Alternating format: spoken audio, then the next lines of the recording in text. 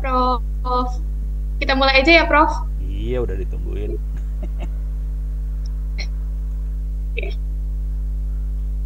Assalamualaikum warahmatullahi wabarakatuh. Selamat siang, selamat datang, dan terima kasih telah bergabung dalam acara webinar online kami hari ini. Perkenalkan, saya Fanya yang akan memandu jalannya acara pada siang hari ini. Dalam webinar kali ini, kita akan bersama-sama menjelajahi topik yang tentunya sangat penting di era perkembangan teknologi saat ini, terutama dalam dunia pendidikan nih, yaitu terkait transformasi digital, pemanfaatan IT dalam pengelolaan manajemen dan operasional sekolah. Saya yakin kita akan mendapatkan wawasan yang sangat berharga dari para pembicara kita pada siang hari ini. Sebelum kita mulai, izinkan saya memperkenalkan dulu nih para pembicara kita hari ini. Yang pertama telah hadir bersama kita seorang ahli di bidang teknologi informasi dan transformasi digital, yaitu Profesor Ono W. Purbo, M.Eng, PhD. Beliau juga merupakan Wakil Rektor di Institut Teknologi Tangerang Selatan.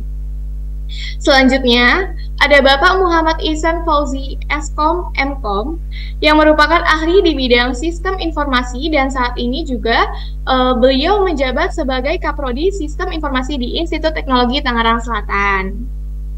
Dan yang terakhir, namun tak kalah penting, kita akan mendengarkan pemaparan dari Saudara Lawode Muhammad Osama Abdillah. Beliau ini merupakan mahasiswa di Institut Teknologi Tangerang Selatan yang ikut mengembangkan sistem pengelolaan operasional sekolah. Baik, langsung saja kita mulai ke acara hari ini dengan menyimak bersama sambutan dari Profesor Ono W. Purbo, M.Eng, PhD. Kepada Profesor Ono, kami persilahkan. Terima kasih banyak. Terima kasih buat semuanya yang sudah hadir. Selamat siang, Assalamualaikum warahmatullahi wabarakatuh. Terima kasih sudah bisa hadir di webinar kali ini. Ini hasil karyanya Pak Ihsan dan timnya. Itu ada Mas Laude, lupa lagi belakangnya. Sama Prof. Oh sama, oh okay. Yang ingetnya Pak Ihsannya doang nih, parah nih, kepala udah tua. Jadi ini intinya Pak Ihsan dan teman-teman bikin aplikasi supaya operasional sekolah bisa lebih efisien, dan ini bisa membantu supaya sekolah itu bisa lebih baik lagi dalam beroperasinya ya. Mudah-mudahan nanti Pak Ihsan bisa menjelaskan kalau ada sekolah-sekolah yang pengen nyoba bagaimana gitu. Dan kalau nggak salah Pak Ihsan dan teman-teman juga sudah atau sedang ya membuat buku-buku tentang hal ini. Jadi mudah-mudahan nanti semua bisa menarik manfaat maksimal dari apa yang dikerjakan Pak Ihsan dan timnya. Cuman Pak Ihsan bukan hanya bergerak di sini ya, Pak Ihsan juga bergerak di sistem informasi dan sebagainya. Jadi dia sebetulnya kemampuannya lebih besar daripada sekedar manajemen IT sekolah sih sebenarnya. Jadi dia bisa aja membuat sekolah itu lebih bagus, lebih efisien, transformasinya seperti apa bisa dijelaskan Pak Ihsan. Kira-kira dari itu yang inti yang ingin saya sampaikan. Mudah-mudahan nanti teman-teman semua bisa menarik manfaat lebih besar dari webinar ini, dan webinar ini akan direkam, jangan khawatir, upload ke YouTube supaya manfaatnya bisa lebih besar daripada yang kita lakukan hari ini. Barangkali sekian dulu dari saya, mudah-mudahan bisa bermanfaat. Billahi taufiq wal hidayah. Assalamualaikum warahmatullahi wabarakatuh. Saya kembalikan pada moderator lagi kali ya. Moderator dulu deh, biar bisa ngomong lagi moderatornya. Silakan. Terima kasih Prof. Ono atas sambutannya. Baiklah, memasuki acara inti pada webinar siang ini, yaitu penyampaian materi transformasi digital, pemanfaatan IT dalam pengelolaan manajemen dan operasional sekolah. Apabila ada pertanyaan selama sesi pematerian berlangsung, Bapak Ibu serta teman-teman sekalian dapat langsung menuliskan pertanyaan pada kolom komentar ya. Nanti pertanyaannya akan kita bahas pada sesi diskusi.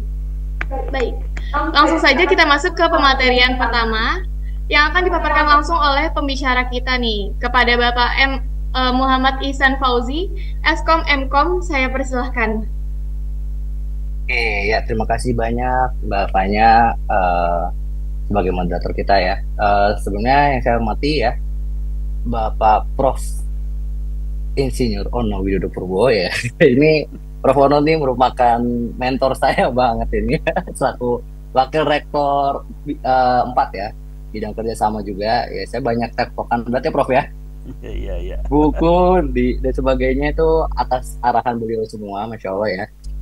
Dan kemudian ini ada mahasiswa-mahasiswa ya. Kita tes ya Prof ya, luar biasa nih. Ini yang akan kita presentasikan atau demokan merupakan pure hasil karya mahasiswa ITTS ya, yaitu dari karyanya Mas Osama dan juga Mbak Fanya juga termasuk di dalamnya. Jadi kolaborasi ya Prof ya antara program studi sistem informasi dan juga informatika sehingga melahirkan ya aplikasi untuk pengelolaan sekolah yang bernama Sekolah Digio.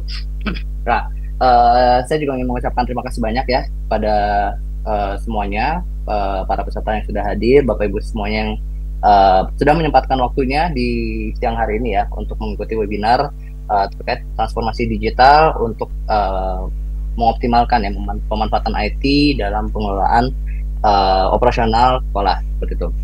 Nah, tadi yang sudah sedikit ya di prolog ya oleh Prof Ono ya. Jadi memang yang kita ingin presentasikan ini atau kita share kepada teman-teman semua ini merupakan hasil ya, merupakan sebuah aplikasi hasil karya mahasiswa TTS ya, ingin menunjukkan bahwa mahasiswa sekarang tuh luar biasa ya gitu kan, bisa bisa membuat sebuah aplikasi untuk pengelolaan sekolah, dan ini sebetulnya sudah digunakan oleh beberapa sekolah di Tangerang Selatan, sudah running seperti itu.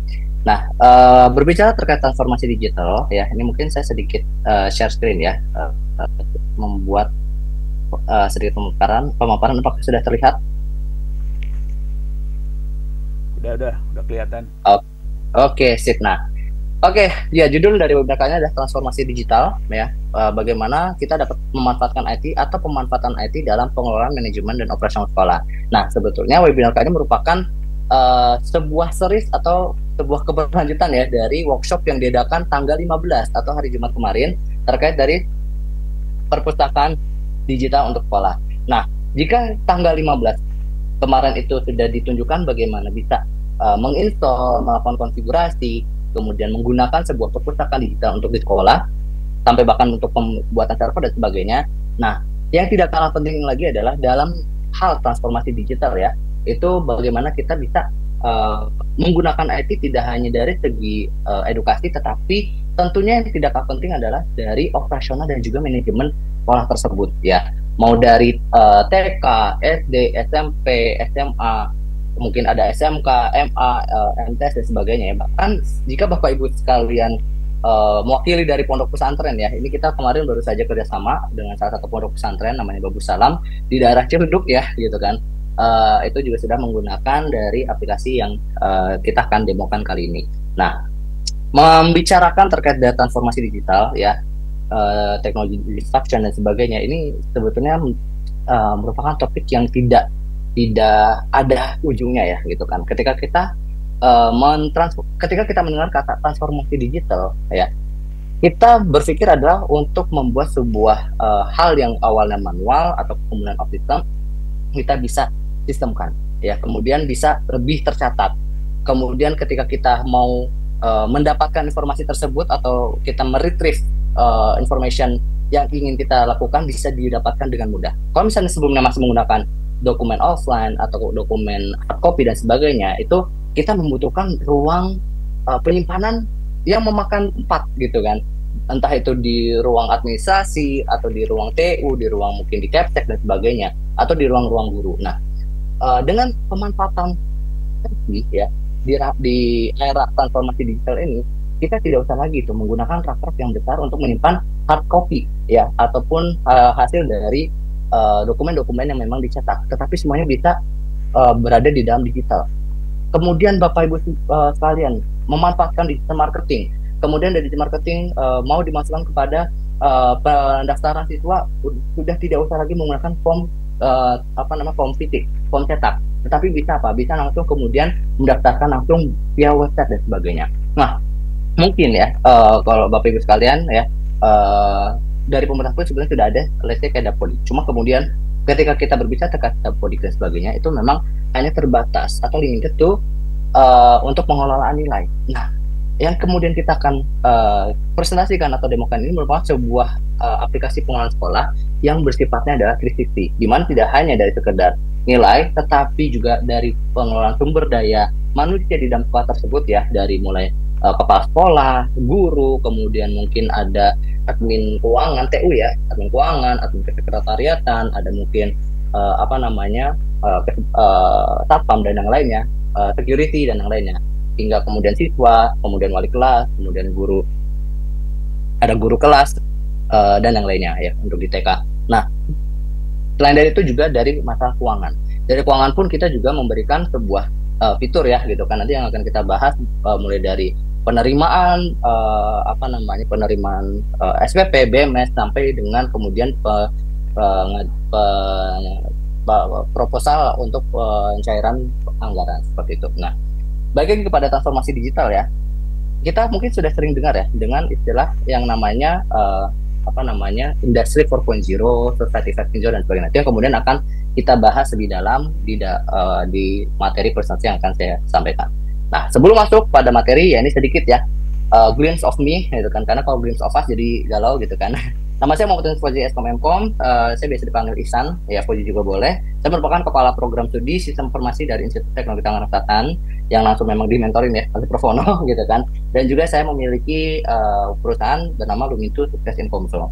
Nah, adapun untuk pendidikan saya S1, saya merupakan Teknik Informatika Universitas Jenderal Sudirman tahun 2015 sampai 2018. Kemudian di tahun 2019 saya melanjutkan studi S2-nya di Sistem Informasi Institut Teknologi 10 November atau ITS Surabaya dari 2019 hingga 2021. Dan kemudian saya saat ini sedang melanjutkan studi S3 Ilmu Komputer di Institut Pertanian Bogor, mengambil ranah dari Smart Agriculture. Nah, untuk work experience sendiri ya, saya merupakan CEO dan founder dari PT Lumintu Sukses Infomso dari tahun 2020 hingga sampai saat ini. Saya juga merupakan dosen dari Universitas Bakri untuk program studi sistem informasi dari tahun 2021 hingga saat ini. Kemudian saya merupakan dosen Institut Teknologi Tangerang Selatan yang merupakan home base saya dari tahun 2021 hingga saat ini, dan juga saya merupakan Kepala Program Studi Sistem Informasi Institut Teknologi Tangerang Selatan dari tahun 2022 hingga saat ini. Adapun untuk publikasi, saya pernah membuat ya, ini yang kemudian mungkin cukup besar ya gitu kan, yang sudah saya pernah buat. Ada beberapa publikasi yang tidak saya masukkan di dalam CV singkat saya ini. Yang pertama adalah saya pernah membuat buku pembuatan sistem pakar untuk identifikasi masalah polos pada mesin BMW, karena saya memang hobi ya main otomotif khususnya di mobil BMW. Kemudian saya pernah melakukan publikasi yaitu jurnal dampak adopsi TI terhadap kinerja perusahaan multinasional tahun 2022. Kemudian saya pernah mengisi sebuah international conference menjadi presenter di sana, dan dipublikasi juga di conference proceeding dengan judul The Impact of IT Adoption Toward Multinational Enterprise Performance ya, Systematic Literature Review. Dan buku berikutnya itu ada buku Transformasi Digital untuk Membangkitkan Kinerja Bisnis di Tengah Pandemi dengan Adopsi TI. Itu saya juga sedang membuat beberapa buku dengan mahasiswa-mahasiswa ITS juga ya. Kemudian untuk expertise saya sendiri, saya memiliki expertise pertama di programming, kemudian saya di IT governance atau control IT, dan juga saya dari IT service management atau IT project management. Nah, masuk kepada materi yang pertama, yaitu terkait dengan industri 4.0. Nah, ini merupakan hal yang kemudian sudah sering kita dengar ya, industri 4.0. Tapi sebetulnya kita ini di era tidak hanya industri 4.0. Ketika kita melihat di dalam society atau di dalam lingkungan masyarakat, kita ada yang bernamanya adalah society 5.0. Kemudian di dalam education sudah ada education 2.0. Bahkan terbaru ya, di dalam marketing kita sudah masuk kepada marketing 6.0 yang baru saja dirilis ya bukunya oleh Wiley publishernya. Dan itu semuanya ya sudah ke arah transformasi digital, tetapi tidak lagi hanya disistemkan, tetapi sudah masuk kepada bagaimana terintegrasi dengan IoT, terintegrasi dengan jaringan dan sebagainya, dan kita bisa mengatur dari mana saja. Jadi sekarang kita sudah tidak terpaku pada sebuah lokasi saja ya, kita tidak harus datang kepada lokasi tersebut untuk dapat melakukan pengelolaan, tetapi kita bisa melakukan pengelolaan tersebut dari mana saja, bisa sambil tiduran, bisa kemudian menggunakan handphone, tablet, kemudian mungkin laptop dan sebagainya ya, dan kemudian bisa kita lakukan ya sampai sambil liburan, let's say kita WFB gitu kan, work from Bali gitu kan, atau pro bono gitu kan, mau ke Padang ya Prof ya gitu kan, itu bisa gitu, bisa kemudian kita memantau, bisa melihat gimana kesehatan dari keuangan kita, bisa melihat dari bagaimana proses mengajar, kegiatan belajar mengajar di dalam sekolah, bagaimana proses SDM dan sebagainya hingga sampai FKBM dan yang lainnya. Nah, tetapi masuk di dalam industri 4.0 saya akan sedikit nge-skill gitu kan. Pada dasar industri itu dimulai dari first ya, ada second, third, sekarang ada di fourth. Di mana di fourth ya ini masih berfokus pada mechanization ya, water power, steam power dan sebagainya. Yang ibaratnya hanya benar-benar berfokus kepada mechanical banget ya, semuanya masih berupa mechanical. Kemudian masuk kepada second generation gitu ya, itu dimana yang awalnya kita buat secara mekanik tersebut yang kemudian mungkin masih susah ya untuk kemudian dibuatnya, masih terbatas di dalam industri 2.0 atau 2.0 itu sudah bisa dibuat atau dibentuk di dalam ranah mass production ya. Jadi sudah memiliki template-nya gampangnya, kemudian sudah sudah punya blueprint-nya sehingga bisa dilakukan mass production. Kita bisa menekan lebih banyak lagi dari production cost. Masuk kepada third generation atau industri 3.0 ini sudah mulai masuk nih di dalam computer and automation ya. Nah, kemudian apa nih bedanya dengan Ford? Di mana Ford ini ya sudah terintegrasi ya. Tidak hanya lagi computer and automation, tapi sudah benar komputer cyber physical system. Nah, apa sih sebetulnya cyber physical system? Ini dia. Ya, industri 4.0 atau yang disebut sebagai revolusi industri keempat ya, sebuah fenomena yang melibatkan kolaborasi antara teknologi cyber dan juga teknologi otomasi fisik. Nah, ketika kemudian kita di third itu masih berupa automation untuk fisiknya saja, yang awalnya bisa mass production, kemudian bisa otomasi. Tetapi otomasi ini tidak bisa dilakukan apa? Tidak bisa dilakukan dari jarak jauh, tidak bisa dikendalikan dari jarak jauh. Kita masih harus berinteraksi, harus langsung secara directly kepada alat tersebut.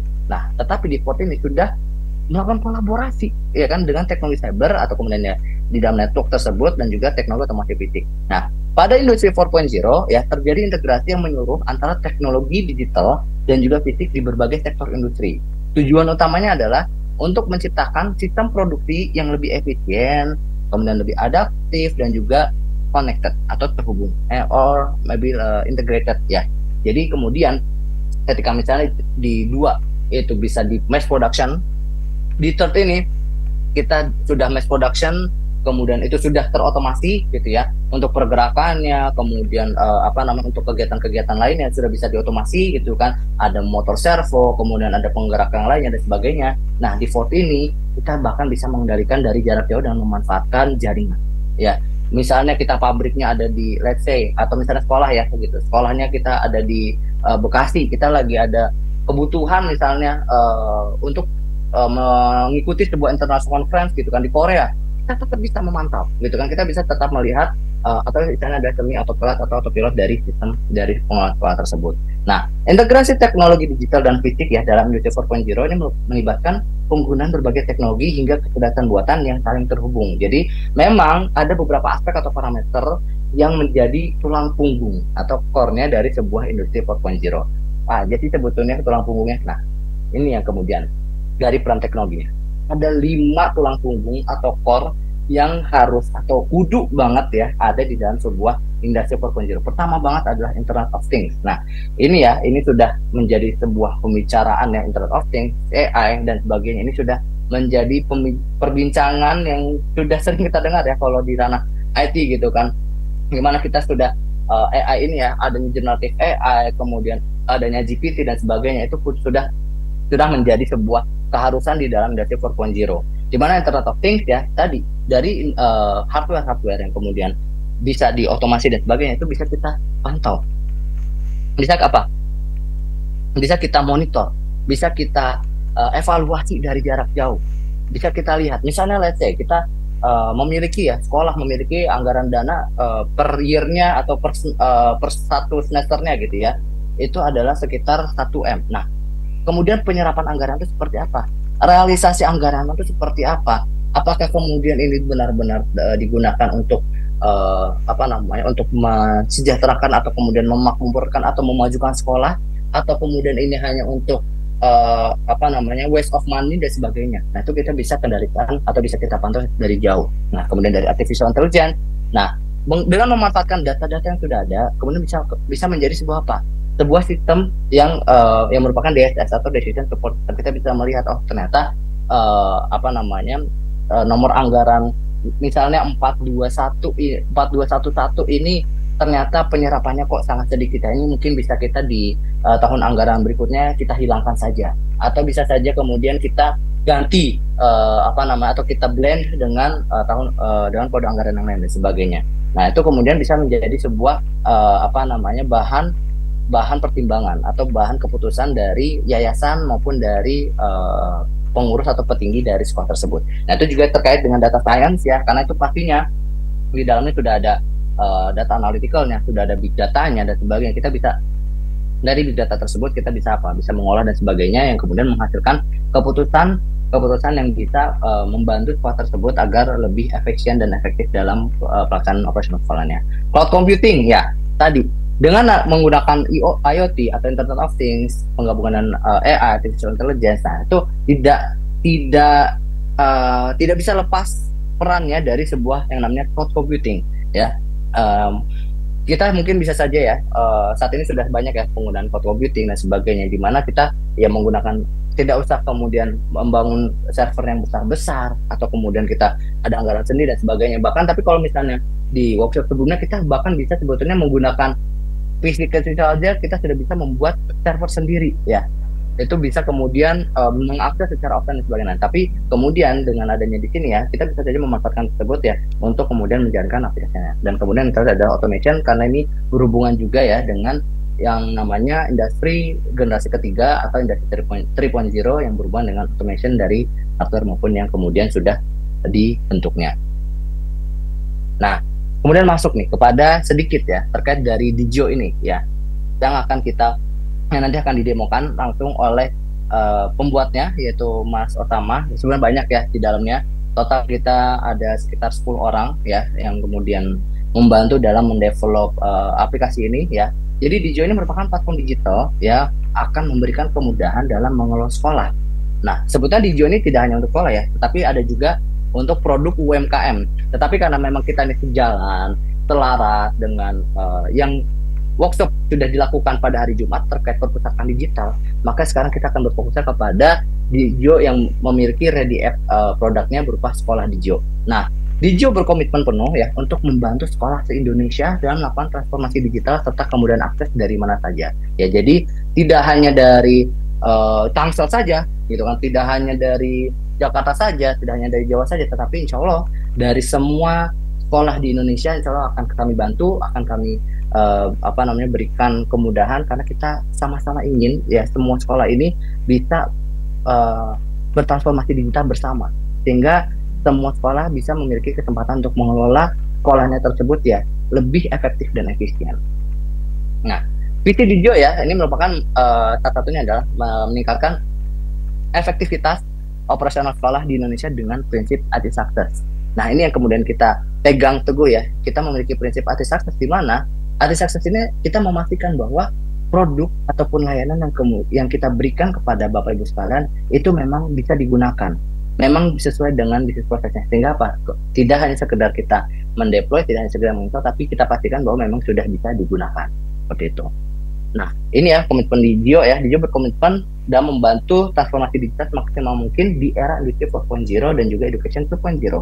Nah, mengajak untuk mengadopsi dan menerapkan teknologi guna memajukan bisnis dan juga pendidikan, khususnya di pendidikan ya. Pertama ya kita customization and scalability ya. Kita Digio sangat memahami ya bahwa setiap sekolah memiliki kebutuhan yang unik. Kemudian ada inovasi dan teknologi terbaru, kemudian komitmen terhadap keefektifan sekolah. Ya, Digio berkomitmen untuk membentuk jembatan komunikasi antara orang tua, siswa dan juga lembaga pendidikan, karena kemudian ya dari situ orang tua pun bisa memantau untuk pemain sekolah dan yang lainnya. Nah, kemudian ini sedikit gambaran ya sebelum kemudian nanti akan didemokan. Di dalam sekolah Digio ini ada apa aja sih? Di dalam sekolah Digio ini pada dasarnya terdapat 3 sistem informasi penting atau ibaratnya core-nya. Walaupun kita bersifatnya SSO atau single sign-on, tetapi di dalamnya ada 3 sistem informasi yang saling terintegrasi. Yang pertama ada sistem informasi kepegawaian, yang kedua ada sistem informasi kependidikan, dan juga yang terakhir adalah sistem informasi keuangan. Oleh karena itu yang kemudian saya bilang, ketika kita menggunakan sekolah Digio ini tidak hanya sekedar untuk pengelolaan kependidikan saja, tetapi sudah tersisi dari sekolah tersebut. Pertama dari adanya modul rekrutmen, ada ini khususnya rekrutmen kepada SDM ya. yang dilakukan oleh HR atau Human Resource atau sumber apa namanya di sekolah tersebut. Kemudian ada pelatihan ya yang kemudian bisa diberikan untuk kepada guru ya, termasuk mungkin sertifikasi guru, NUPTK, NJR dan sebagainya dan yang lainnya. Itu kemudian bisa sudah terdapat modulnya sampai kemudian bisa mengenerate sertifikat sendiri. Kemudian ada penempatan yang memudahkan kepala yayasan atau ketua yayasan untuk memantau struktural para pegawai dan juga evaluasi pegawai untuk mengefisiensikan pendataan pegawai yang masih aktif atau tidak. Kemudian kita bisa lihat dari evaluasi pegawai tersebut mana yang memang apa namanya berkinerja baik ya dari performance scorecard-nya atau dari laporan kinerja nah gampangnya. Kemudian yang kedua yang berikutnya ada putus hubungan kerja ya, ada performance scorecard dan juga indikator kinerja utama yang kemudian dari setiap divisi ada misalnya ada divisi edukasi, ada divisi customer, kemudian ada divisi keuangan dan yang lainnya. Kita bisa tiap-tiap divisi tersebut memiliki ikut sendiri yang kemudian bisa kita lihat apakah indikator kinerja utama tersebut tercapai atau tidak. Kemudian masuk kepada simulasi kependidikan, jelas ya ada penerimaan siswa baru ya atau PPDB mungkin ya gitu kan, itu bisa membantu kemudian sekolah-sekolah ya dalam melakukan pendaftaran siswa baru secara online, secara digital ya, dari mana saja bisa menerima dari mana saja. Bahkan kemudian jika kita integrasikan dengan digital marketing, kita bisa memantau, kita bisa men-tracking ya seberapa apa namanya tingkat awareness masyarakat, bagaimana masyarakat bisa mengetahui dari sekolah yang kita punya, dan kemudian bagaimana conversionnya dari kita melakukan advertisement gitu, kita melakukan ads gitu ya, baik di Meta maupun TikTok let's say, kemudian kita langsung arahkan kepada link untuk penerimaan siswa baru PSB tersebut, dan kemudian bisa lihat nih bagaimana sih sebetulnya yang dari hasil engagementnya dilihat sama berapa orang, kemudian dikonversikan berapa yang kemudian ngeklik, sampai kemudian berapa banyak yang melakukan pendaftaran. Nah, kemudian ada pengelolaan siswa ya, apa namanya jelas untuk data-data siswanya bisa kita lakukan perubahan data, kemudian habis itu kita bisa mappingkan ya di dalam pengelolaan kelas ya, pengelolaan kelas, ada juga dari wali kelas dan sebagainya, kemudian pengelolaan jadwal mata pelajaran dari setiap kelasnya dan sebagainya, dari Senin sampai mungkin Sabtu atau mungkin ada yang full Senin sampai Minggu gitu kan, setiap kelasnya dan sebagainya, dan juga pengelolaan rapor dan jatah yang di dalamnya sudah termasuk untuk pengelolaan nilai. Nah, pengelolaan ijazah pun kemudian kita bisa langsung melakukan auto generate berdasarkan dari percentage setiap nilai yang sudah dimasukkan. Nah, di situ monasi keuangan, ada pengelolaan SPP, ada pengelolaan biaya mahasiswa, dan juga pengelolaan keuangan untuk mengoptimalkan progres anggaran keuangan secara rinci atau secara detailnya. Ya, ini ya merupakan 3 sistem dalam satu dashboard ya, tools terbaik untuk meningkatkan efisiensi manajemen sekolah Anda. Oke, mungkin itu saja yang bisa saya presentasikan. Ini jika mau ada pertanyaan dipersilakan, atau mungkin nanti digabung langsung dengan setelah melakukan demo oleh Mas Osama juga diizinkan, namun saya kembalikan lagi kepada moderator.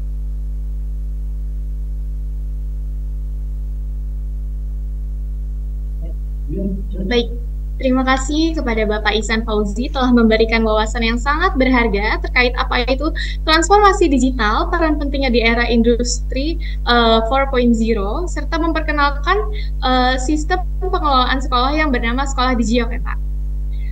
Sekarang, mari kita beralih ke bagian pemberian materi terkait hasil karya mahasiswa Institut Teknologi Tangerang Selatan yang berfokus kepada pengelolaan sistem sekolah. Kepada Saudara Osama, kami persilahkan.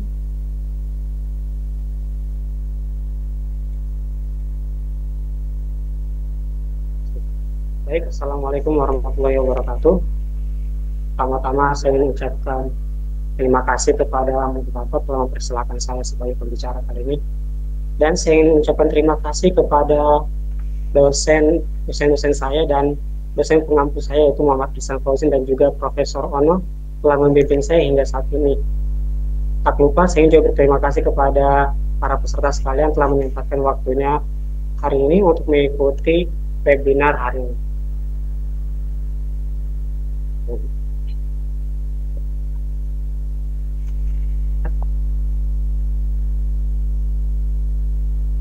Oke, kali ini saya akan mempresentasikan atau memberikan penjelasan mengenai apa itu Digio for School, yang dimana kami memiliki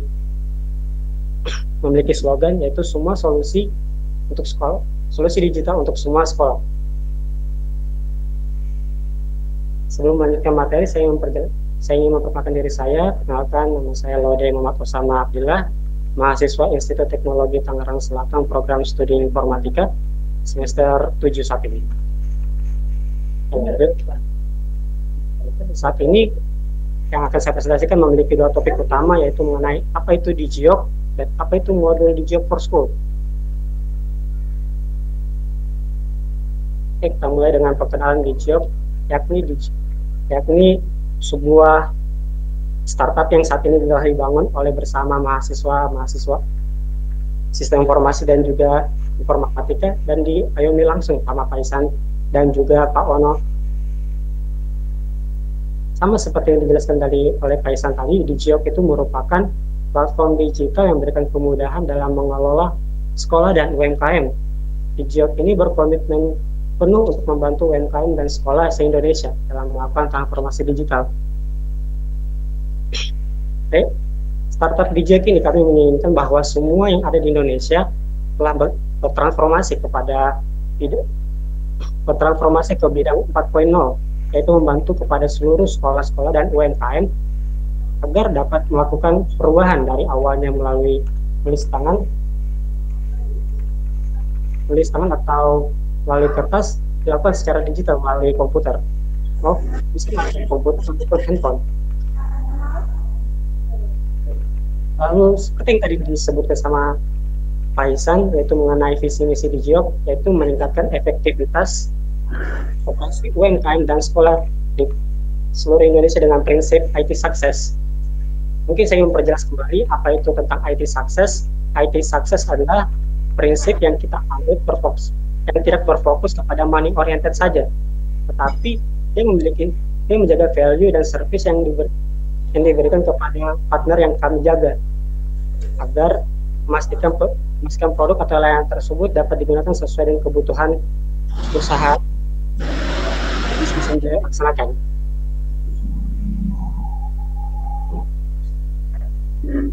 Nah, adapun komitmen yang kita lakukan saat ini, yaitu DigiOps berkomitmen untuk membantu transformasi digital semaksimal mungkin di era 4.0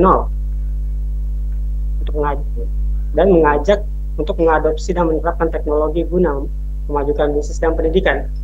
Kami DigiOps sendiri memiliki 3 poin utama dari komitmennya, yaitu customization dan scalability. Customization DigiOps memberikan kustomisasi kepada partner kami, yaitu baik berupa UMKM maupun sekolah, yang dimana kebutuhan dari tiap UMKM ataupun sekolah itu berbeda-beda, dan maka dari itu kami memberikan apa sesuai dengan kebutuhan dari sekolah maupun UMKM. Inovasi dan teknologi terbaru, kami DigiOps memberikan komitmen untuk terus memberikan inovasi yang terbaru dan juga mengikuti teknologi yang paling terdepan. Lalu DigiOps memiliki komitmen terhadap keefektifan sekolah. DigiOps berkomitmen agar menjembatani antara komunikasi kepada guru, orang tua, dan juga lembaga pendidikan.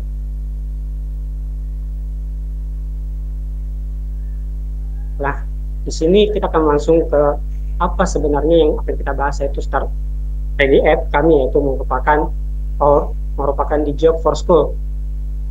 Sempat dibahas tadi sama dosen kita, yaitu Muhammad Ihsan Fauzi, mengenai apa itu DigiOps for School yang memiliki 3 modul utama, yakni sistem kepegawaian, sistem kependidikan, dan sistem keuangan. Semuanya ini berada dalam satu platform yang dimana memberikan kepuasan kepada pengguna bisnis maupun sekolah. Oke, di modul DigiOps for School ini memiliki beberapa modul, yaitu pada sistem kepegawaian sendiri memiliki modul rekrutmen, penempatan, modul pelatihan, evaluasi dan pegawai, putus hubungan kerja, modul penilaian kinerja pegawai, dan modul penilaian capaian kerja. Modul rekrutmen ini adalah membantu kepada HR yang ada di sekolah-sekolah untuk merekrut staf yang akan diterima. Lalu modul penempatan, yaitu pembagian kepada staf-staf yang telah mendaftar kepada sekolah mengetahui di mana tempat dia bekerja, mau menjadi staf sekolah ataupun menjadi penempatan struktural maupun non struktural. Struktural di sini menjadi staf atau petinggi-petinggi sebuah lembaga pendidikan, dan non struktural itu adalah hal-hal yang menempati sekolah. Lalu modul pelatihan yaitu memberikan pelatihan kepada staf yang ada di kampus, baik struktural maupun non struktural. Lalu modul evaluasi dan pegawai, yang dimana modul ini memberikan evaluasi kepada setiap pegawai baik struktural maupun non struktural yang ada di sekolah. Lanjut seperti modul putus hubungan kerja ini sesuai pada tulisannya putus hubungan kerja atau PHK. Lalu modul penilaian kinerja pegawai, dan terakhir adalah modul pencapaian kerja.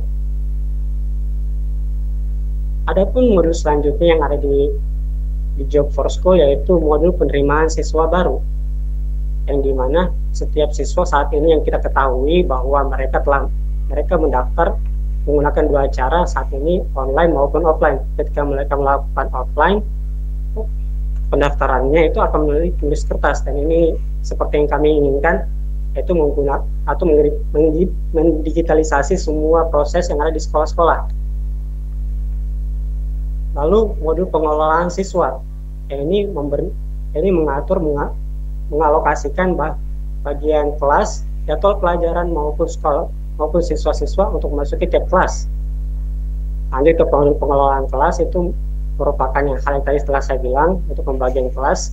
Lalu pengelolaan rapor dan ijazah, kami mengharapkan bahwa pengelolaan rapor dan ijazah ini dilakukan secara terbuka dan transparansi, dan juga dilakukan secara tepat real time.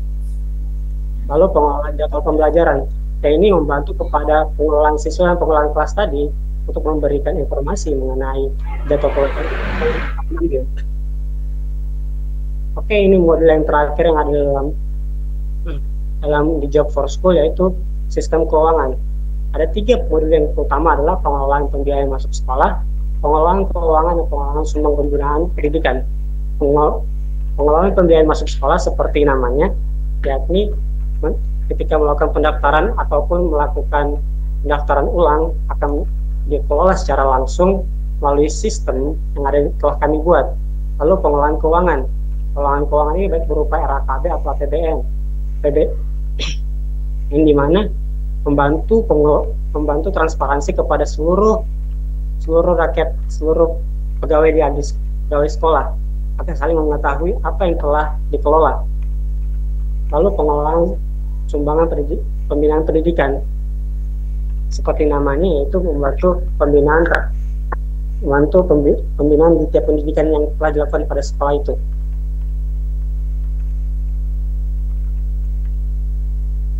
Nah, inilah di Job. Kami telah memberikan 3 sistem dalam satu dashboard yang meningkatkan efisiensi manajemen sekolah, yang dimana dapat dilakukan baik melalui dari rumah ataupun sekolah langsung, dapat menggunakan handphone, laptop, komputer, dimanapun Anda berada.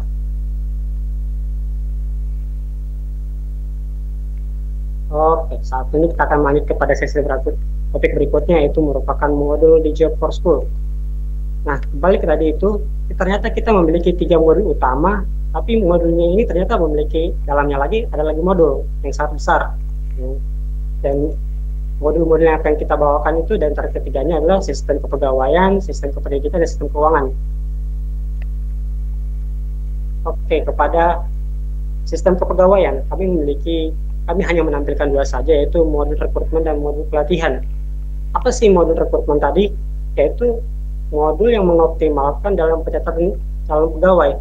Kami menginginkan bahwa tiap-tiap sekolah yang memiliki catatan calon pegawai akan dicatat dalam komputer, dan tidak adanya lagi kelupaan ataupun double input kepada calon pegawai. Lalu modul pelatihan, yakni memberikan pelatihan lebih memahami sistem sekolah di Job. Modul pelatihan ini juga dapat berupa seperti webinar saat ini ya, jika dia ingin menggunakan, yaitu ini melaksanakan sebuah pelatihan, tapi hanya untuk kepada pegawai-pegawai saja. seperti itu.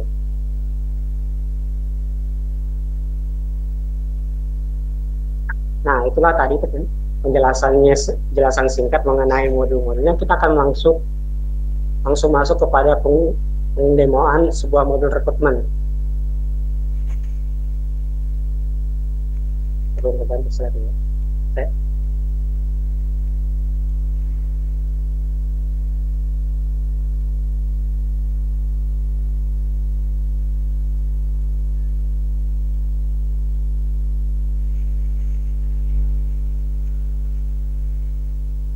Oh, udah ganti ya? Udah.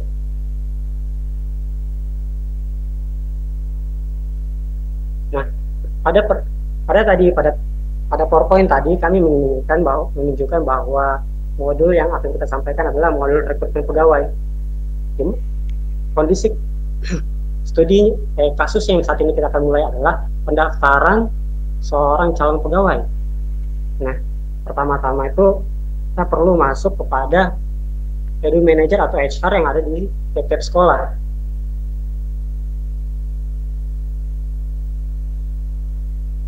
Lalu masuk ke pegawaian. Di sini kita menempatkan rekrutmen, lalu masuk ke calon sivitas. Kita sudah melakukan interview atau mungkin kita mendapatkan surat ya dari calon pendaftar, dan sebagai HR kita perlu memasukkan data-data mereka. Tentu saja ini melakukannya tidak perlu hanya satu orang, boleh beramai-ramai jika HR-nya ada banyak atau dia memiliki anggota yang banyak. Jadi tidak akan terlalu sulit. Lalu kita masukkan nama yang telah sesuai surat lamaran telah diberikan kepada HR-nya. Semisal kita masukkan nama saya.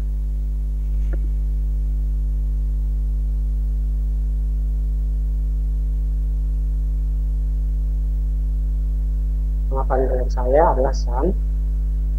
Foto mungkin kita hapuskan saja. Nick saya karena sifatnya pribadi ya, jangan ya. Pakai ini saja. NIM, NPWP jika memiliki nggak apa-apa. Jika memiliki dimasukkan, jika tidak nggak apa-apa. Karena sifatnya bukanlah wajib ya. Lalu pilih jenis kelamin. Masukkan tempat lahir. Saya lahir di Kendari. Tanggal lahir saya adalah 11. Kita harus mengikuti semua isi form yang telah diberikan, lalu kita akan melanjutkan sesi selanjutnya. Untuk menikah, alamat, provinsi.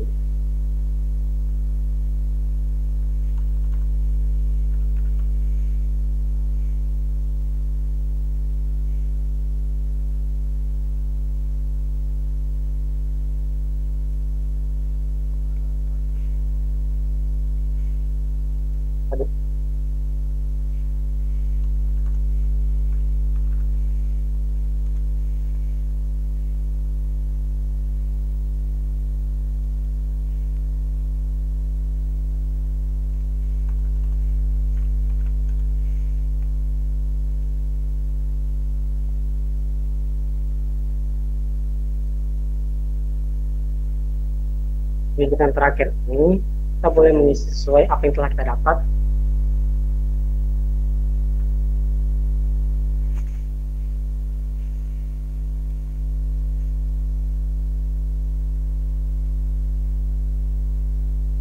Ini hanyalah contoh dummy saja, tidak masalah untuk mengisinya misalnya seperti ini. Jika kita mengisinya, jika kasusnya memiliki surat lamarannya lebih baik, maka harus diisi sesuai dengan apa isi surat lamarannya.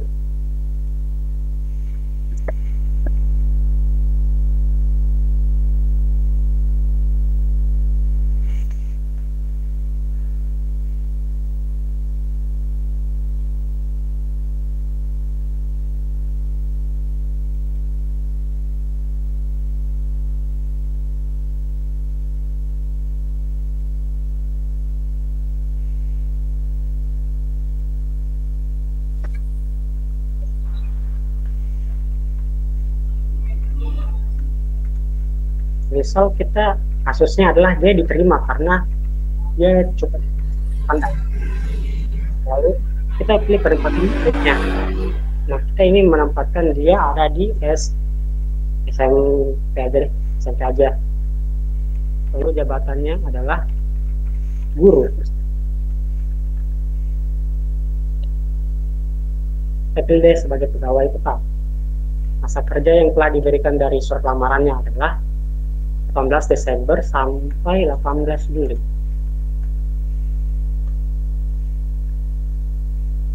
Semisal aja nih, misal.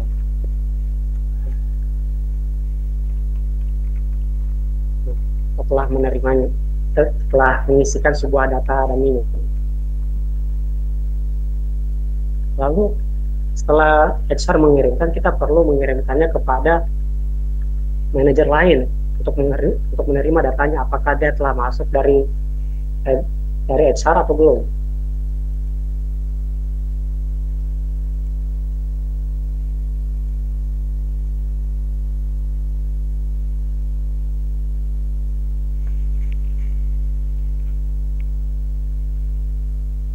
Ini merupakan akun dari manajer lain untuk menerima apa yang telah diberikan oleh HR.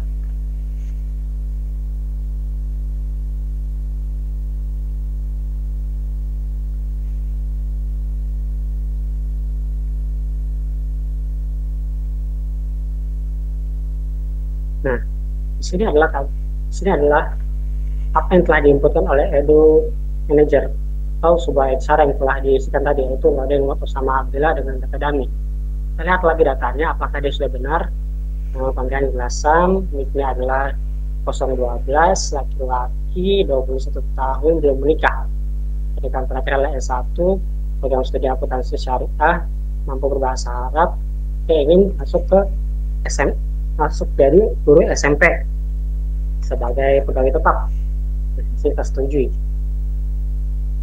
Misal aja nih, kita setujui. Oh.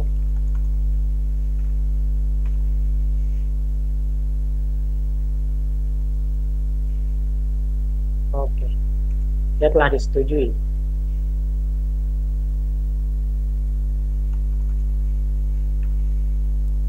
Lalu kita perlu menempatkan dia di mana akan tempatkan.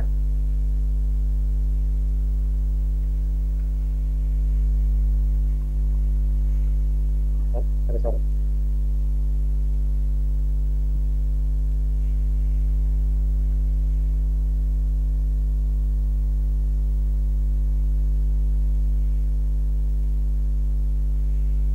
Nah, setelah di ACC di sini. Ketika telah di ACC, maka dia telah telah masuk sebagai pegawai tetap ya di sebuah sekolah.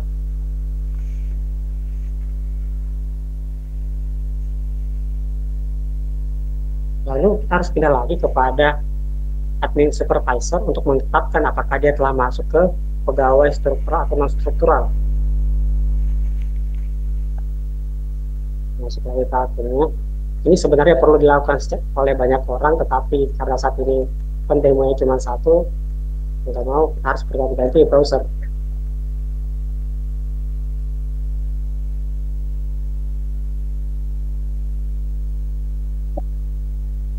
Udah kan?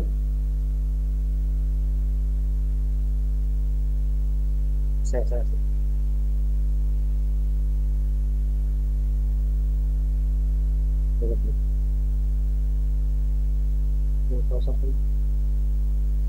Ganti ya, gitu ya.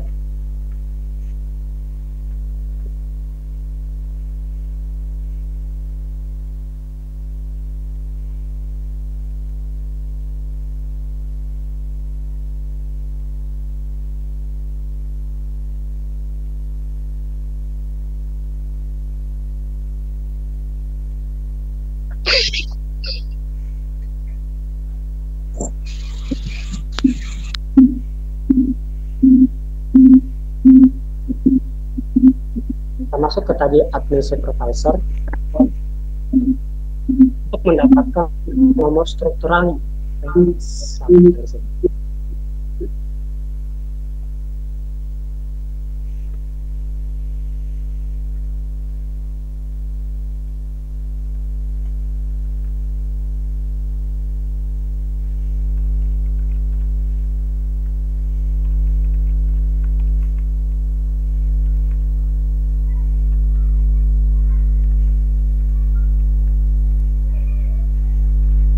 adalah tadi yang tadi kita telah input pada admin HR, lalu kita melakukan perjanjian kerja di sini, harus mengakses-nya. Apakah dia akan diterima atau enggak. Pada perjanjian tanggal kerjanya itu adalah 18 Desember sampai 18 Juni. 18 Juni. Kami ingin memperpanjang karena ini terlalu cepat. Kita mengubahnya melalui supervisor.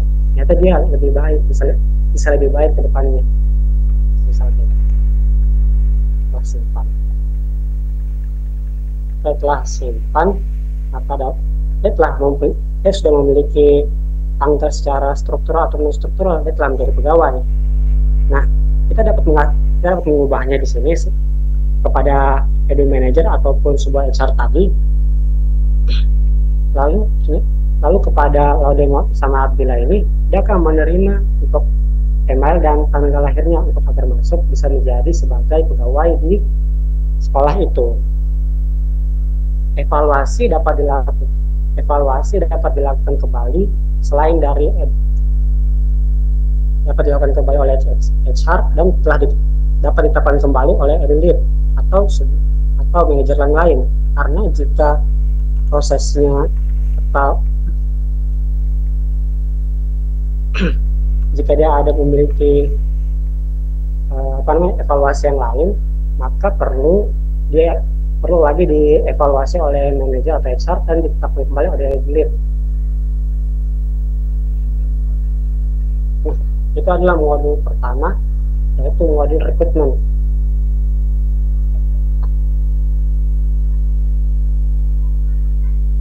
Itu adalah modul pertama, itu modul rekrutmen. Lalu kita masuk ke modul kedua, yaitu modul pelatihan.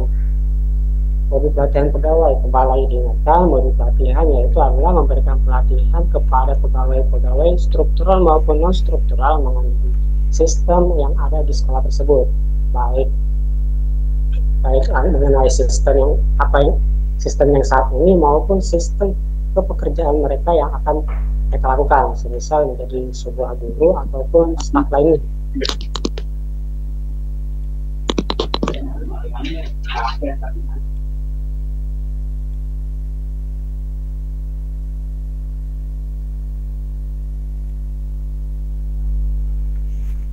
Nah, kelihatan ya?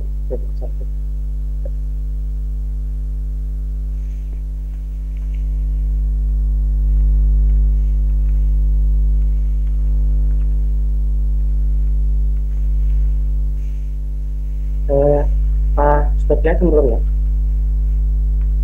Belum.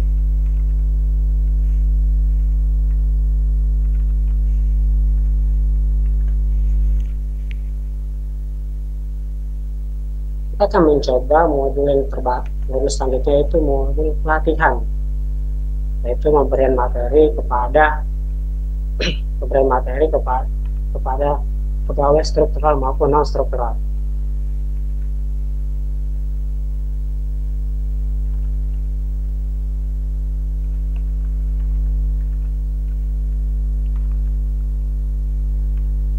Pembuatan materi itu dilakukan oleh HR yang ada di sekolah tersebut agar semua orang mengetahui, baik pegawai struktural maupun struktural yang ada di sekolahnya. Baik, kalau kepegawaian lagi, saya pilih ke modul selanjutnya, yaitu modul pelatihan, yaitu pelatihan saya.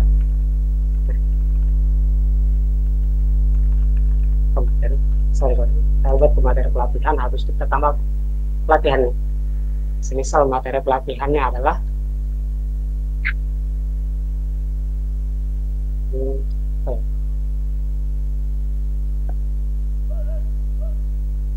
materi pengoperasian komputer sekolah, wajib untuk semua pegawai. Semisal kayak gini, penyelenggaranya adalah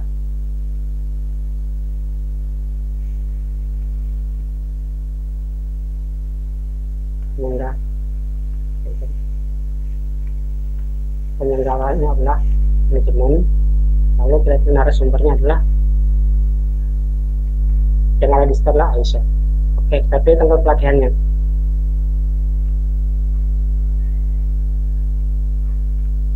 pada 1 Januari 2024. Tempatnya adalah di sekolah di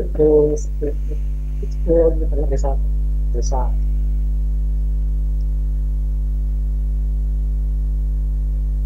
Sasarannya adalah guru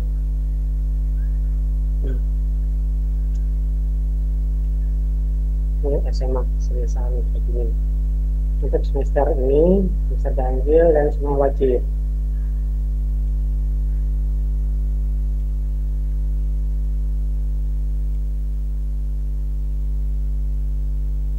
Kita telah membuat materi, kita perlu di ACC lagi oleh manajer yang lain, yaitu manajer yang menerima atau membuat materi.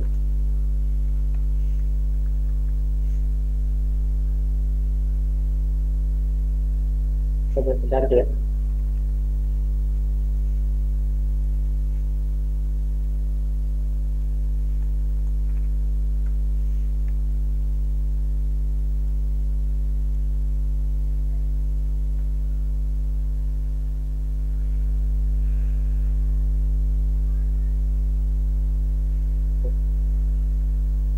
harus mengakses sebuah pelatihan yang telah ada.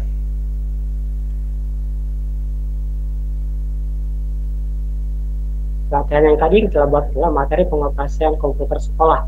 Statusnya adalah wajib, kita harus mengaksesnya. Dilaksanakan pada 1 Januari 2024 di Institut Teknologi Tangerang Selatan untuk kepada mata pelajaran SMA di Sumai Perlu. Oke. Kita setujui. Lalu simpan. Saat ini kita telah membuat materi pelatihan kepada SMA, para guru-guru SMA.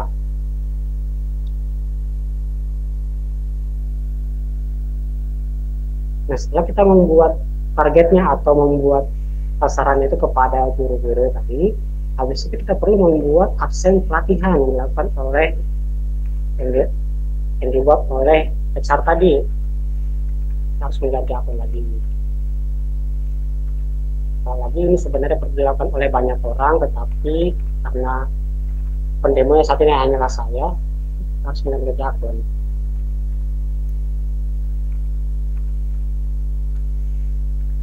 Absen akan dilakukan oleh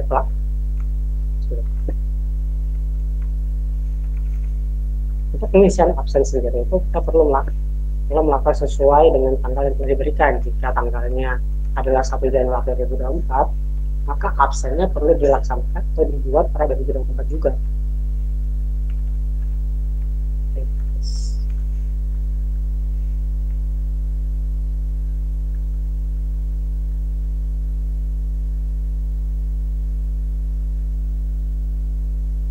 Semua wajib mengikuti pelatihan. Oke, lanjut kita kembali ke PPT.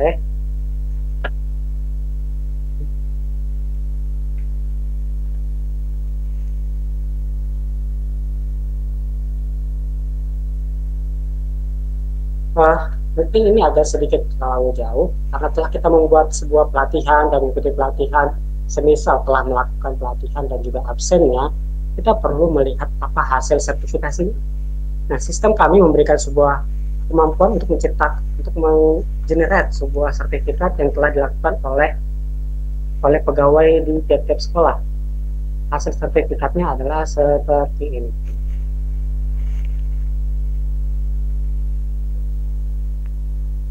Ini adalah contoh dari sertifikatnya.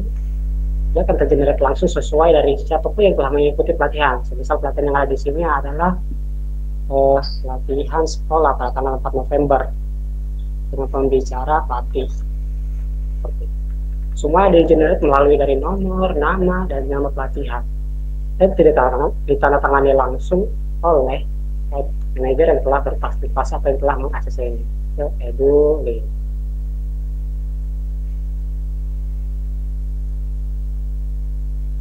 kembali ke presentasi tadi.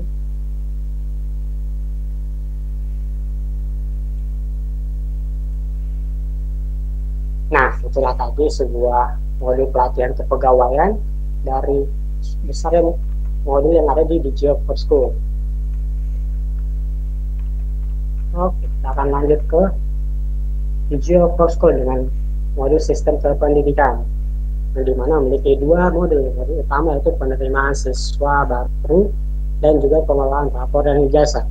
Nah, kami menginginkan bahwa penerimaan siswa baru ini dilakukan secara digitalisasi, karena jika dilakukan secara offline atau menggunakan kertas, kami mengharapkan tidak terjadinya lagi duplikasi atau pengulangan. Lalu kami juga menginginkan bahwa tidak adanya lagi kata kami kehilangan data. Hal ini sangatlah tidak menyenangkan kepada pihak pendaftar mengenai namanya tiba-tiba aja hilang karena datanya ceceran. Lalu pengelolaan rapor dan ijazah. Dari pengalaman saya sebagai SMA dulu, yaitu pengelolaan rapor dan ijazah dilakukan secara manual, yaitu melalui tulis kertas dan disampaikan satu-satu dan terurut melalui dari guru-guru mata kelas, mata pelajaran, lalu diberikan kepada wakil kelas berikan kepada staf harus minta ACC kepada Kepsek. Itulah sangatlah lama.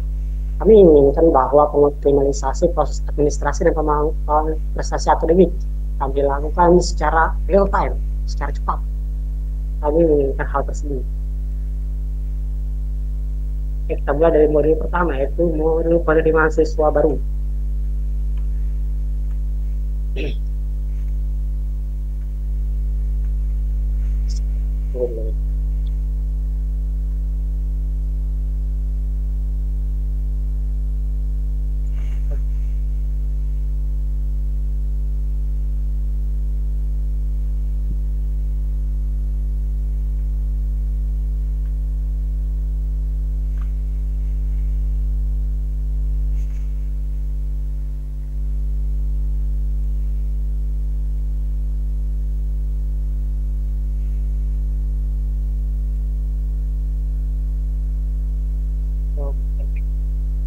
Mulai dari pertama, yaitu case-nya adalah saya adalah seorang pendaftar baru, saya ingin mendaftar, tapi menggunakan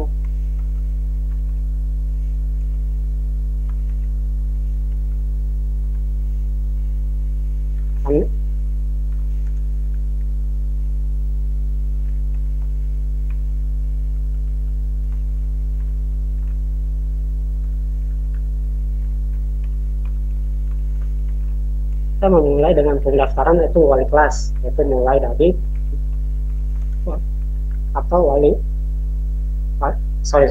pendaftaran melalui wali murid ataupun pendaftar baru. Nah,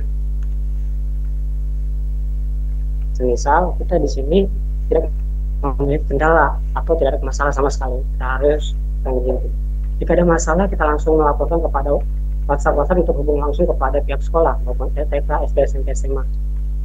Ini akan disesuaikan nanti kepada kebutuhan dari tiap sekolah. Jika dia hanya SMA, maka ujungnya hanyalah SMA. Satu button saja SMA. SMP, SMP begitu juga, TK dan SD begitu pun.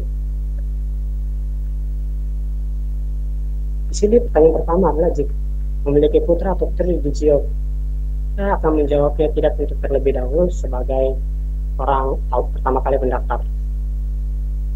Lalu kita mengikuti forum seperti apa yang telah disediakan oleh sistem. Memberi nama pertama adalah nama bapak, misal nomor HP untuk Dani kita isi Dani saja,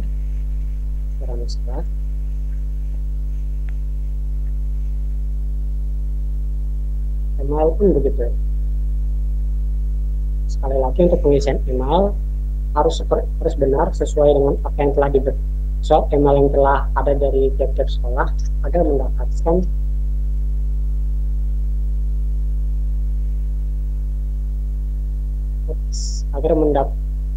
mendapatkan informasi terbaru dari pendaftaran yang telah dilakukan. Oke, nama ibu Sifunada.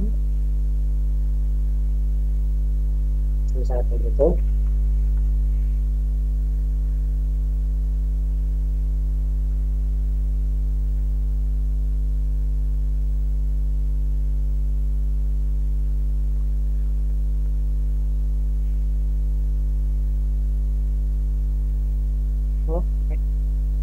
telah mendaftar di sini.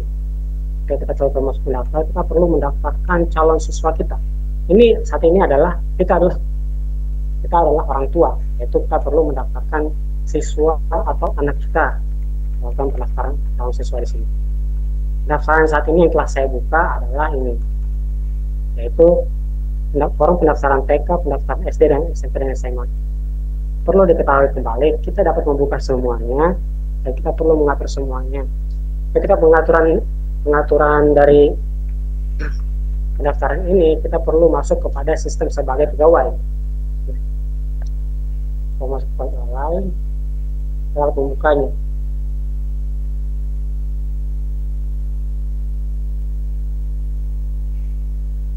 Nah, apa sih sebenarnya pusat ini?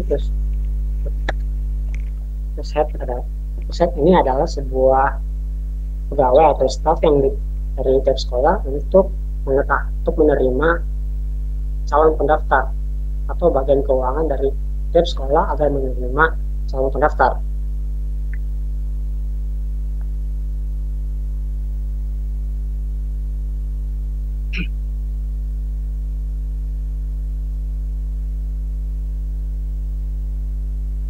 Nah, jadi ketika kita sebagai orang tua murid, kita perlu mengetahui apakah setelah kita sebagai orang tua murid pada pendaftaran atau PMB saat ini kita kenal, kita perlu mengetahui pendaftaran yang mana telah dibuka, dan pendaftaran yang dibuka itu dapat dilakukan oleh administrasi keuangan, yaitu pendaftaran melalui PSB atau PMB TK, PMB SD, PMB SMP, PMB SMA.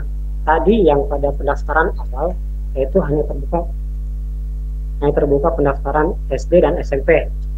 Banyak kelihatan ya? Itu enggak ya? Pendaftaran SD terbuka. Pendaftaran SMP pun terbuka.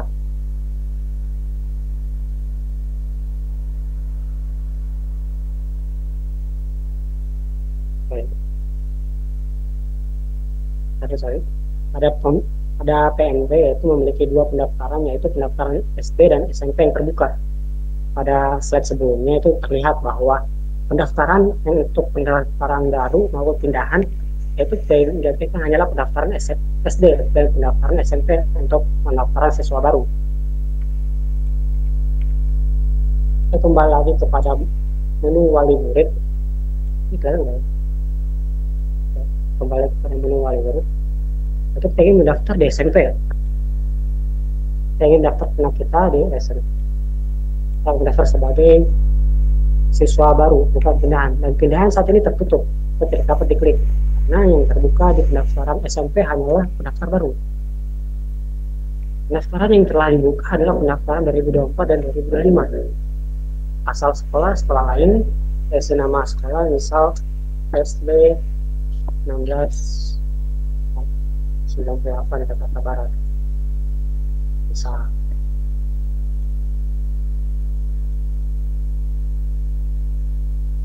Di sini kita mengisi sebagai tidak pernah jadi siswa di JOB, kita mengisi NIK calon siswa. Perlu diketahui lagi, NIK calon siswa perlu diisi sesuai dengan KK yang tertera di KK dan harus diketahui dan harus tertulis oleh KK. Nama lengkap kita perlu mengisi sesuai dengan nama anak kita tentunya. Misal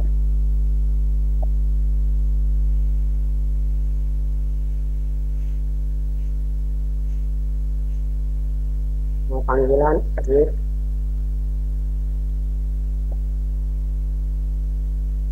ini cepat saja ya. Misal dia lahir adalah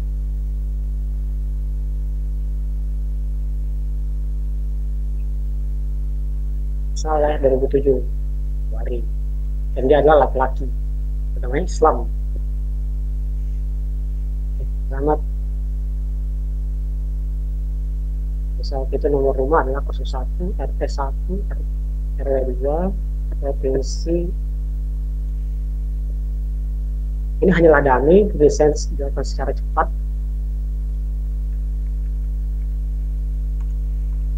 Jika kita memiliki data yang benar, kita perlu mengisi data yang benar. Ini tidak perlu atau yang perlu diisi karena tidaklah wajib, yang perlu diisi adalah sumber informasi. Misal terdapat adalah dari brosur, misalnya sifat. Nah, ini adalah karena kita yang bernama Adit telah mendaftar desain formulir. Yang perlu diisi adalah perlu disiapkan untuk wawancara atau pemeriksaan observasi adalah fotokopi atau sertifikat kelahiran, foto kartu keluarga, KTP ayah ibu, dan paspor dan ijazah terakhir. Mulai di sini telah ditampilkan bahwa prosesnya itu desain formulir, observasi menunggu, dan pengumuman dan pendaftaran biaya daftar ulang.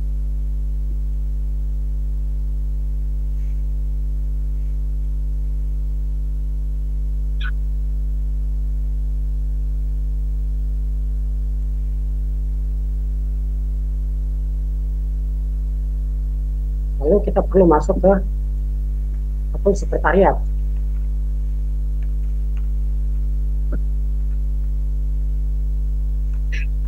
Sebentar.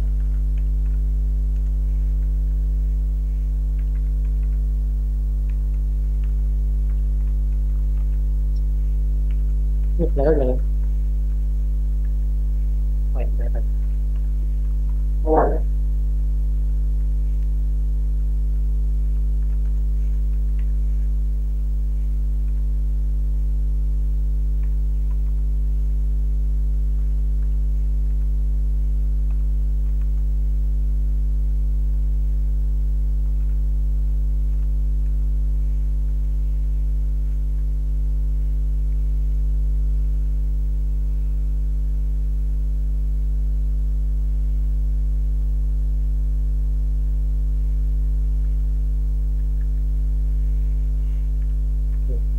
Ya, kita telah di sini kita menginginkan bahwa jika dia telah mendaftar atau formulirnya telah terisi bernama Adit.